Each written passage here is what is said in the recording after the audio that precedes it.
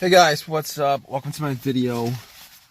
Alright, so here's the situation. I am stuck at a public storage right now, and my truck is having issues. Basically, I drove to this place to get something, went and got something, spent maybe like 30 minutes picking it up, coming back to my car, trying to start it, nothing happens. But all the lights, everything else works. I am absolutely lost on this. Everything else works. And I've actually tried starting this truck at least 10 times already, and nothing is happening. So basically, I've been having issues with this truck for, I guess, the last 2 months as far as the starting situation is concerned. I mean, it hasn't been as bad. I mean, last time it took me maybe like 3 tries to start it, and it did start up. Previous to this, I tried multiple times, but it happens sporadically. It doesn't happen all the time. It happens maybe like once a couple weeks. So I thought maybe, the battery might have been a bit drained or something like that. Maybe I left the lights on. I don't know. But anyway, I went out, turned on the headlights. I went out, checked the headlights. Was hoping that it was something like the battery, so I don't have to worry about it too much. I can always jump it. So I do have a battery jumper booster pack, or I'll just get a new battery. $100 fix, not a problem, nothing to worry about. Lights were bright. So I'm like, okay, lights were bright. All right, so I was like, okay, I can't be 100% sure it's not the battery. So I took the jumper cables, put on a battery with my booster pack, which is 100% full, by the way. I charged it up a couple weeks ago because of these kinds of situations. I was worried that it might get to the point where maybe my battery is 100% dead. I would need something to pop it. And I did try to start it a couple times, turn on the booster pack, try to start it, nothing at all, absolutely nothing. So I was like, maybe it's the terminals. So I went, checked out the terminals. The terminals were a little bit dirty, but me putting the booster pack onto the cables, onto the outside of the cables from the car, it should actually start the car. But I spent maybe a minute or two unbolting the cables, cleaned up a little bit because I do have some wire brushes, minor tools that I do have in the back. Popped it back on, put the booster pack cables on, try to start it, nothing happens. All right, so at that point, I know it's a little bit more of a serious situation. Everything else in the car works, and I did test out everything just to make sure, just to get a feel what the issue is. The truck, everything in the truck does work. So, all right. So at that point, I knew it wasn't the battery. And at that point, I could also rule out the alternator because I thought possibly could have been the alternator, but with my experiences as far as alternator issues concerned, normally the alternator goes out, when the car is running, when the engine's running, regardless whether the car's moving or not. You could be idling and, it cuts out on you. That's when there's the alternator. But me putting cables on the battery and trying to turn it on, it should have at least cranked up or turned on. At that point, I would know that it's one of those two things. But me taking the cables off, immediately the car would have died, and I would know 100% for a fact that that was the alternator, that was the issue. But this wasn't the case because the car didn't crank over, didn't crank. There was no cranking, absolutely nothing like that. So, and the battery that I have is maybe like a year old. So that's why I didn't change up the battery like last month or two when I was starting having these issues. Like, could it be the battery? I only had the battery for like a year, so I didn't really worry too much about it. Maybe I was crossing my fingers that it was really nothing much. Okay, so figure out it wasn't the battery, figure it out it wasn't the alternator. What else could it be? Came back to my car, actually turned on everything I could possibly turn on, see if there was anything that I could tell that was causing the issue. But all right, so I'm down to 2 things that I could actually try to diagnose as far as this issue. It could be the relay or the fuse. Now here's the thing, there's a more obvious scenario to this, but all right, I'm just gonna go down the list as far as what the issue is, trying to figure out what the issue is on with something like this. All right, so could it be the relay? Now, relays are really a lot more difficult to test out. Now, I don't have a fuse tester on me. Obviously, the relays, you're gonna have there's at least 3 or 4 different prongs, I guess.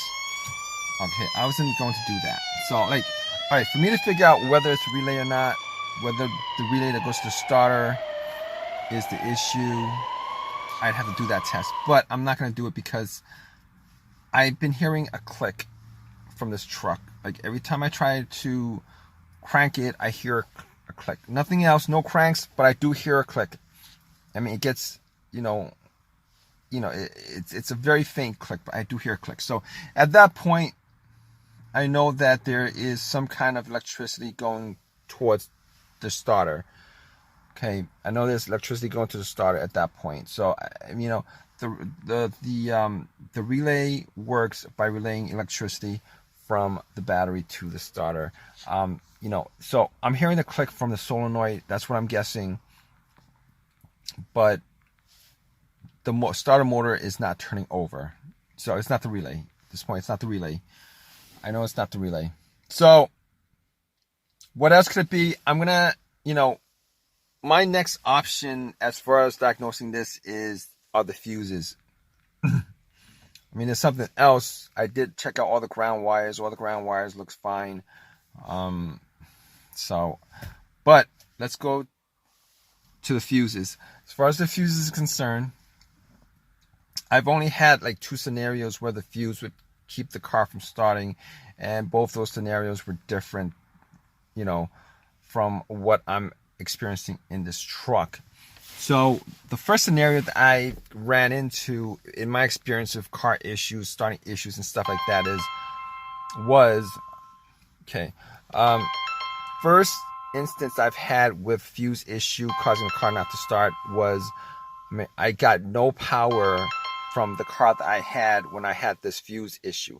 Like, no power meaning that there's nothing on the dash, nothing was working, alarm wasn't working, security wasn't working, radio wasn't working, phone. It was like it's as if the car was dead, which is not this case with this truck, considering everything works. All right, in that case with my prior experience with the fuse issue, that was the main fuse that connected the battery to the fuse box, and that main fuse was the one that was blown. Swapping that out got the car to start. But this is not the case here, considering I am getting power in this truck to everything. I'm getting power to this truck to everything. As if everything works the way it's supposed to work, except that it's not popping on right now. So the other fuse issue I had was an issue where my car worked.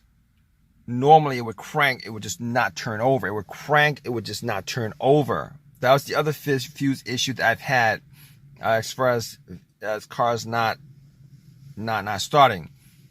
So basically, the fuse issue was a blown fuse to the, I believe it's a blown fuse to the fuel pump. All right, and this is not this case here. It's neither of these cases, considering I am getting lights on the dash, everything works, but the car is just not, it's not cranking at all. It's not crank. This truck is not cranking at all. So, okay, it's not either of those fuse situations. It's not a ground wire. So, what I'm left with is this situation where I'm thinking it's the starter motor. And I'm thinking it's a starter motor because, all right, this normally it would be my first guess. It would be my first guess, but this is, and with this truck, it wasn't my first guess.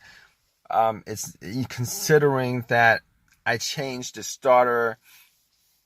I had a rebuilt starter put in about 8 months ago. 8 months ago, I haven't probably put any more than, I don't know, 10,000 miles on the car on the truck since then.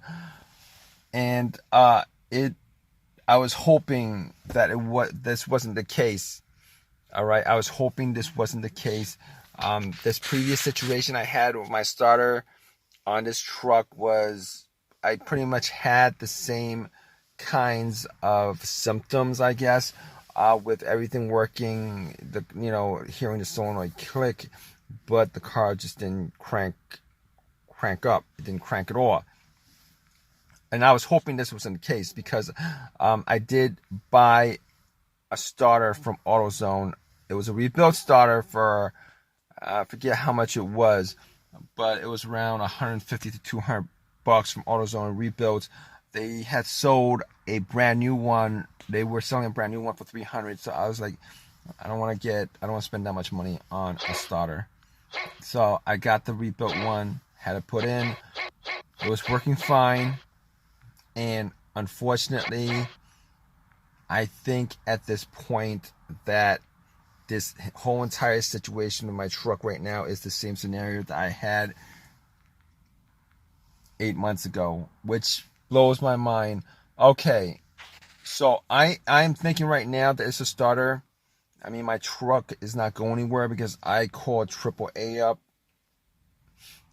And I'm waiting for them to tow my car. It's gonna take about an hour for them to get here, and I'm definitely going to, do some more tests as far as trying to figure out what's causing this car not to start.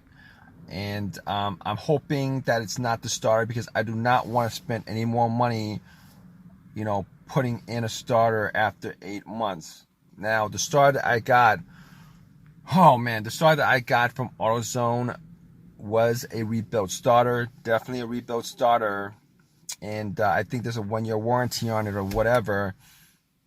Unfortunately, even if I do get another starter replaced without any cost to me, I'm either gonna have to put it in myself, spend time doing it. I'm gonna have to pay somebody $125, $150, $175, whatever it is, for them to put it in again. So that's the problem right there. And in either case, I'm gonna spend more time than I normally would with this situation, which sucks so much.